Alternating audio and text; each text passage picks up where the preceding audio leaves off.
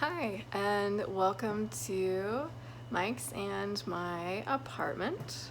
I've been meaning to make a video on how to set up a practice space in your home for probably about 8 weeks, and for some reason today feels like the right day.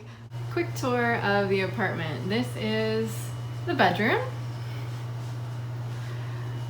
This is the dining room. Here is the living room. To one side we've got the office and our yoga studio. That's it, right down there in front of the bookcase. Our home is not large. It's about 430 square feet, but you don't need very much room to practice. You really just need enough room to roll out a yoga mat, ideally near a wall, but you can work without a wall as well. If your home is not as tidy as you would like it to be, or not as tidy as you would have it for guests, that's really okay. Just as in a yoga class in a studio, the way no one's really watching you practice, we're also not there to check out your home.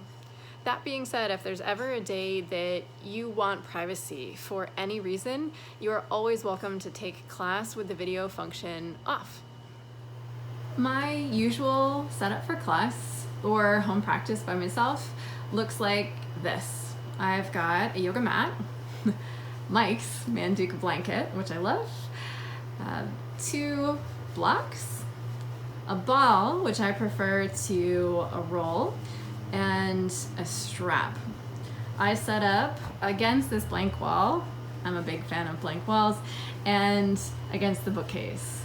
I absolutely do step my feet onto the bookcase for inversion sometimes, but our bookcase is built in, so please proceed with caution if you're doing that in your own home. If you don't have a yoga mat and you are able to buy one, that is the thing I would most recommend having for class. If you have a yoga mat and you're up for investing in one more thing, I would recommend blocks, the larger type of block like you see here rather than the little skinny half blocks. If you are able to get one more thing, I would get a strap. Everything else can be done with blankets. You can also absolutely do a yoga practice without needing blocks, without needing a mat, as long as you have a floor that is not too hard for you. You can use a blanket for padding. You can roll up blankets to take the place of a roll or a ball, as I use. And you can use stacks of books for your blocks. Another nice alternative for blocks can be an ottoman if you have a very sturdy, low ottoman.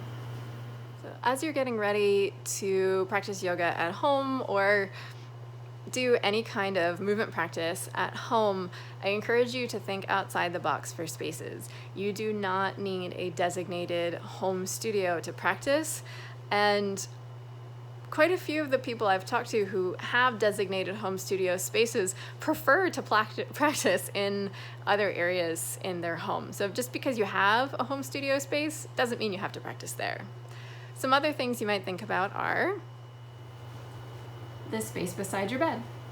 This, incidentally, is the view from my yoga mat on a normal day. This space on the other side of the bed. One side of the bed might not be appealing, but perhaps the other is. The space in front of your couch. Setting up in front of a couch can be really great because they're heavy and stable. Can be very enjoyable to rest with your legs of the couch as a Shavasana variation at the end of class, and a couch is often stable enough for you to support your feet against during abdominal work if you do modifications to support your back. If there's one piece of advice I could give you about creating a yoga space in your home, it's that you are in charge of the objects in your home, and you can move things. You can move your coffee table, you can move an ottoman, you can move a chair. If it's heavy furniture, please do use caution and ask for help, but you are in charge of the objects in your home. Some days, Mike and I practice at the same time. In fact, we both take Becca's class pretty much every Wednesday and Friday. As you can tell from our yoga studio, 2 mats don't fit here. So Mike will remodel the living room. He picks up this table and moves it over into the bedroom along that side of the bed. Once this space is freed up, table moved over to the side, there is plenty of space for both of us to practice.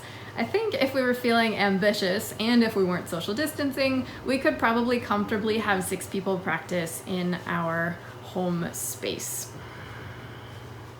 If you have any other home practice ideas or things that have worked for you, please do share them in the comments. If you have any questions, please ask. I am a huge fan of home practice, and I know it's made my life a lot better, especially now. It is wonderful to move and feel like I'm getting healthier during this time, and it's really great to hear other people's voices during class, even though they are not in the same room, to have some interaction without interaction.